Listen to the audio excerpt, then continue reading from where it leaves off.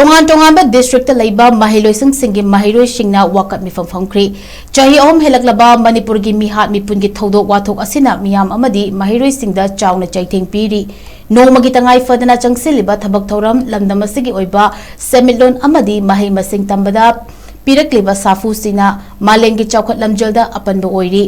Manipur gi tongan mafam gi mahiloising dagi haurakliba kholau sing asi pendabagi wakatni tasin ushanadana khangchinadana leingakna leithokpiganu ngasi ahanba phase gi oina Imphal East district ki manung chana leiba Sacred Heart Higher Secondary School Thawal district ki manung chana leiba Chawiaima Higher Secondary School amadi Manipur University ki mahiloising na leibak miyamna leptana tongan ba mawongda changsilakpa khongjang gi saruk ama oina tronglawida angang anigi mihat India lenga ki lanmi singna micham ahum hat kiba TM Kasong Khulenda Tangkul ani ambuster attack ta hat kiba amadi Kamjong district landar kiba ki thong singbu yaninda ba utuna mahiroi singi wakat mifam ama famkri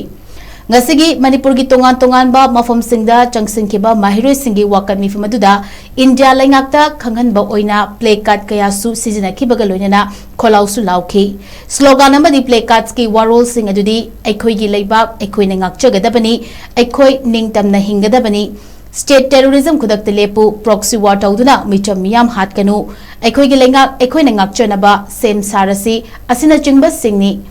Makata nasu asumna Manipur gi mafam singda tongan ba mahiloising singda tamliba mahiroi sing lepa leitana changshilakani masida ilai chapom namak nasu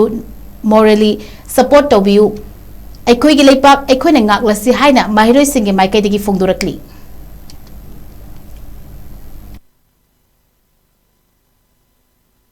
Haukiba inkumja lising amaga samapan ni fugu mapan gi matamdagi akoi gi India government na Bharat Sarkar na akoi bu India na akoi bu Manipur asi akoi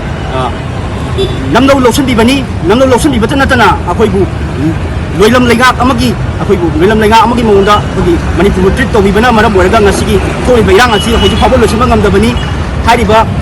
irang asi makoina atopa state amadu thoma taragadi nahana akoi within 24 hours lotion biranga domi adu ngasi phabo lotion bidriba asina takodi akoi bu loilam lotion biraga namdo lotion biraga loilam leingak ona treat to banani haibasi tamna mayai singli Kasena akodi CSOgi musibasing amadi maira paibi nga amadi prajasingna go back central force na lauri bugi mara athasi akoina kumna yengjabada karigi damaktu hairagadi masing yamna ba central processing amadi state processing na akogi prajasingbu secure oina ngak sen duna thambiba ngamdri ngasi phawba akoi karama mafamda karamba jagada akoi shape oina hingalibage haibasi asugumba pendraba mayamgi iho kaya lakibani loina na akogi tong lawe thukiba mara leijaba misam praja kayabu hatkiba masi akogi athubu matamda akogi mara leibasing jara pigedobani loina na TM Kasong gi thawdokta lanjaba misam praja da nomi kapsun da misam mani hatkiba sibu asibu athubu matamda lanalaji putukuna masi susara pigedobni akoi Kamjong district ki Punjas mafam kharada Punjas innocent people sing phajin khiba asi athubu matamda to pigedobni India government na chathriba nan su amadi su militant sing da chathara liba akoi proxy war sinaduna akoi micham miyam hatpa amadi micham miyambu mayum makai thaba si kuda da lep da ni haban si India government amadi Manipur government na khoi hujuji tholiba Manipur ki rang asida kaimta thokta ba amagumna kaimta thausadana tumen na shin kiba asisigi yani da phongdok tuna mairosing tonga department sing degi mairosing na haunaruba naidana India government amadi Manipur government gi thong adu yani deba phongdokna phamjabane India central government na sagotona thamleba su amadi nan su militant singna misam yam kya hatuna amadi yumai kya thaduna noi lising kya lanjena duna lariba si utak lepan gadabani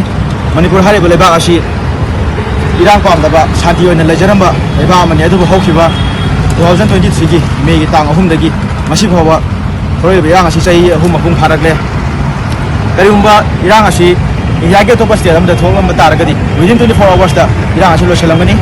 amadi operation sidor dagi hana sathiba lan amasu karumba yai karumba to India gi selamna thong taragadi tasingna India central government na Manipur da thamneba meeting yengiba meeting si kaino habdo tasina khangjaningi loselapeda huji thole irang asi makhata na sum halaba amadi मरा लेजद्रब Mitcham प्रजासिंग सुम हालक्तुना OP नेबिबा असि सुम तौरक्लबदि छात्र Moina लाइरिबा लारिक अमदि kolam असि थादोक्तुना अपुनबा मियामगी ओइबा खोंजंगसिंगदा सरुक यादुना अरोइबा solution अमा पुरक्नबा होना